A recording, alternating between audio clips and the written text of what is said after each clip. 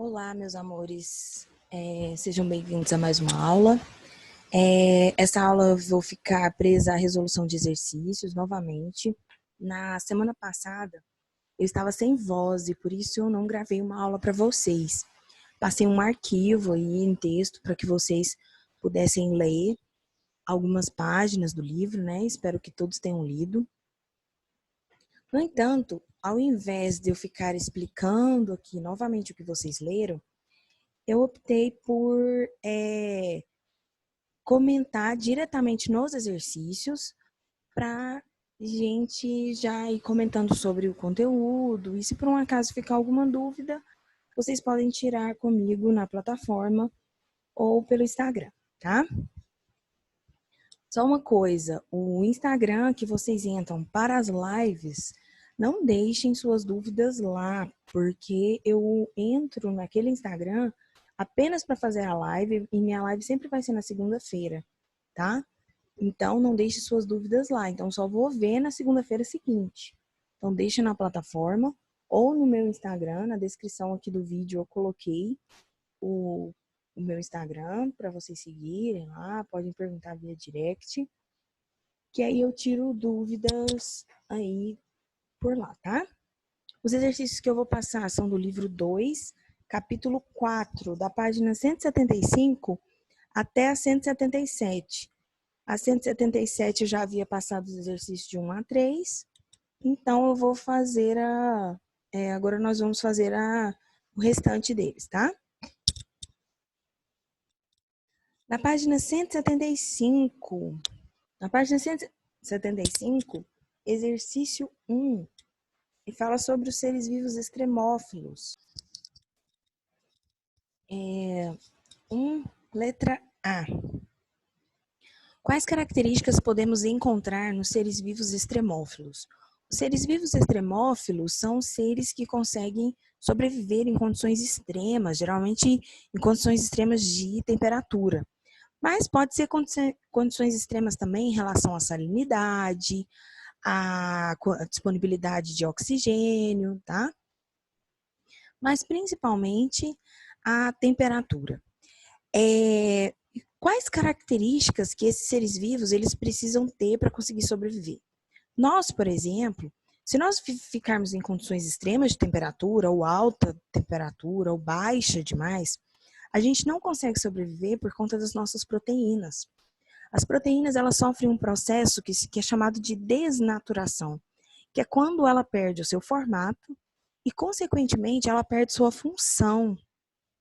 No entanto, seres vivos que são extremófilos, eles conseguem viver em condições de temperaturas extremas, sejam altas demais ou baixas demais, porque eles possuem adaptações para isso. Eles possuem enzimas, que é um tipo de proteína, que consegue resistir a essa diferença de temperatura. As reações químicas que acontecem no interior das nossas células, que geram o metabolismo, a maioria delas são realizadas por enzimas. E se as nossas enzimas acabarem degradando com a temperatura, a gente não sobrevive, tá? E aquela célula ela acaba perdendo a função e, consequentemente, o ser vivo ele acaba morrendo. Então, seres que são extremófilos, eles conseguem sobreviver porque eles possuem uma adaptação para que essas proteínas possam não desnaturar, não perder o seu formato e não perder as suas funções, tá? Então, nós que somos mais complexos, apesar da nossa complexidade, a gente não consegue sobreviver em condições extremas de temperatura, tá? Na página 176, a letra B da 175 é uma questão pessoal aí, para fazer uma pesquisa. Gostaria que vocês fizessem e na live a gente discute qualquer coisa, tá? Já a 2 da página 176. A altitude é um fator determinante para a caracterização dos climas no planeta e se refere à distância vertical, medida em metros, entre um ponto específico de uma região e o nível do mar. A relação entre altitude e clima refere-se à pressão atmosférica. A pressão atmosférica ela é alterada de acordo com a altitude. Locais que são mais elevados possuem uma menor pressão atmosférica. Já locais que são mais baixos, mais planos, possuem uma pressão atmosférica maior. Isso faz com que, quanto maior a pressão atmosférica, mais quente fica a região. Então, regiões que são litorâneas, ali mais próximas ao nível do mar, tendem a ser mais quentes. Quanto menor a pressão atmosférica, essas regiões tendem a ser mais frias. Há regiões que são localizadas em altitudes elevadas, que contêm a pressão atmosférica menor, tendem a ter temperaturas mais baixas. Então, a relação entre a altitude e o clima deve-se à pressão atmosférica, tá? Apesar da massa de ar influenciar também, tá? Mas não se deve a ela, ok? Apesar dela influenciar. Na página 173, a respeito das características dos desertos, avalie as questões a seguir.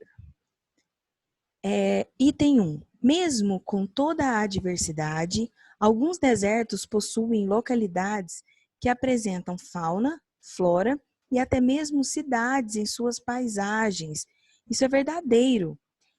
Apesar das dificuldades que tem do deserto para plantio e até mesmo desenvolvimento de animais, por conta de disponibilidade de alimento e água, ainda assim encontra-se seres vivos ali, né? Sejam de origem vegetal, seja animal, tá? Então, o item 1, verdadeiro.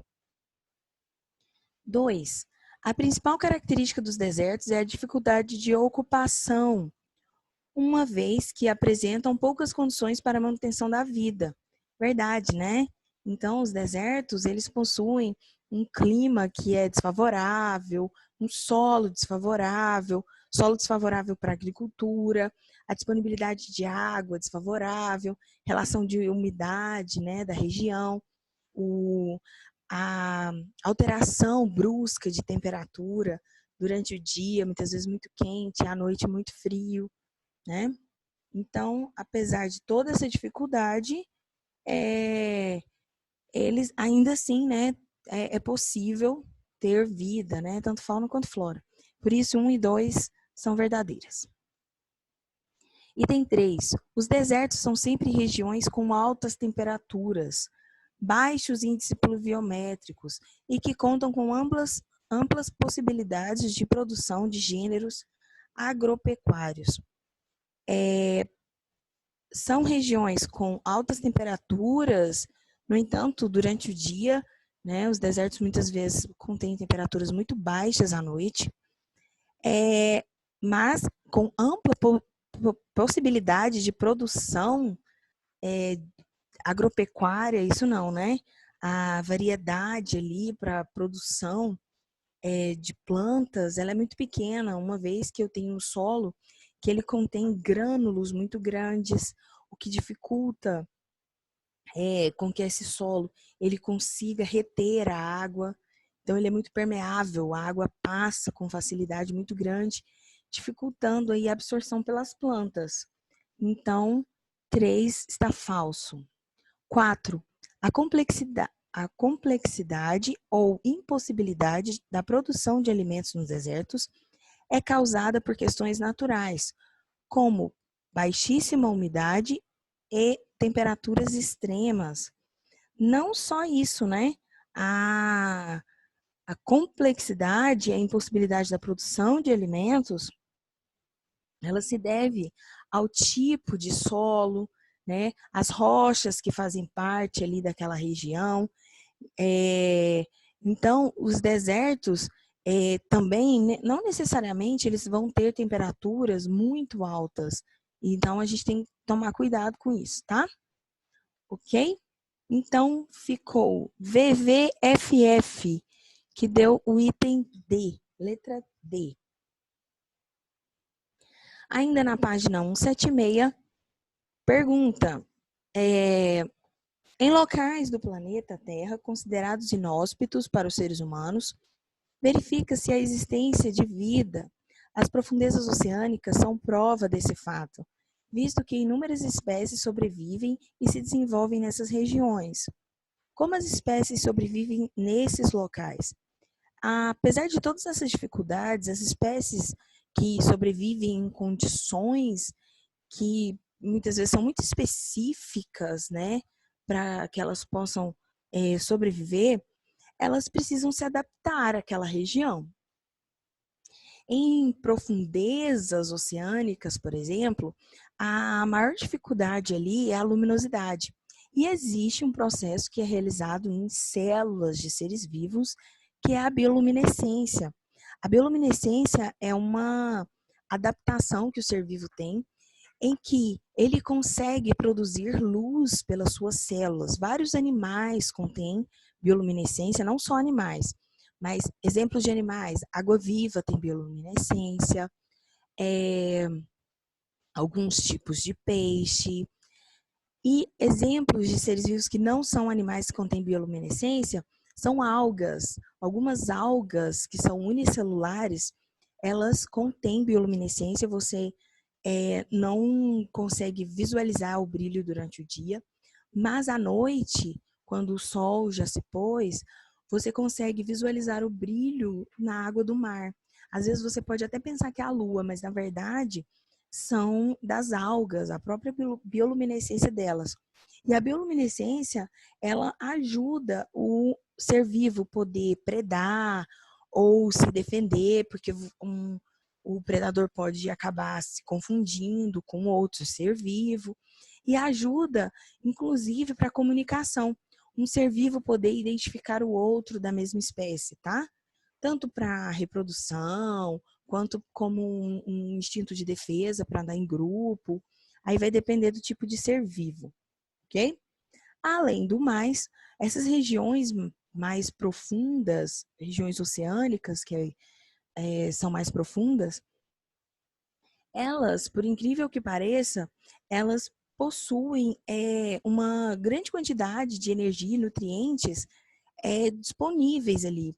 Uma vez que a matéria orgânica ela acaba sendo degradada ali naquela região por seres decompositores, deixando disponível matéria orgânica para os seres vivos que pertencem às profundezas, né? Além de a energia poder ser gerada pelo calor, uma vez que as profundezas elas entram em contato com fontes hidrotermais, tá? Então, eu tenho N adaptações aí para que esses seres vivos eles consigam sobreviver nas profundezas oceânicas. Meninos, muitíssimo obrigada. Da página 177, vou deixar vocês resolverem os exercícios 4 e 5.